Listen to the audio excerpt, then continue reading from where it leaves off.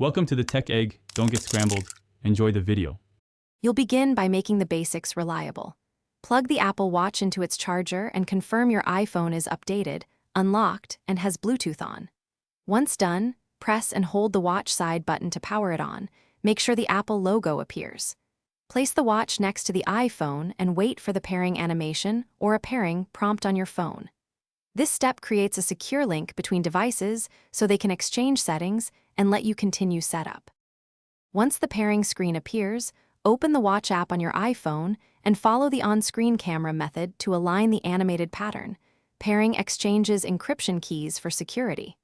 Next, you'll choose to restore from a backup if you want previous data, or set up as new for a fresh start. You'll create a passcode to protect health and payment data and decide on services like Apple Pay and location.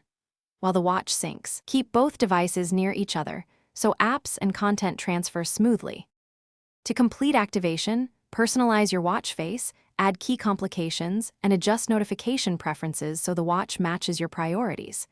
Make sure Apple Health, Activity, and any third-party apps finish syncing. This can take several minutes depending on content. If cellular is enabled, follow carrier prompts to activate the plan. If something goes wrong, try the one-key troubleshooting step. Force restart both devices, then unpair the watch from the iPhone and repair. That clears most configuration errors while preserving backups when possible. Thanks for watching. Consider subscribing if I helped unscramble your problems.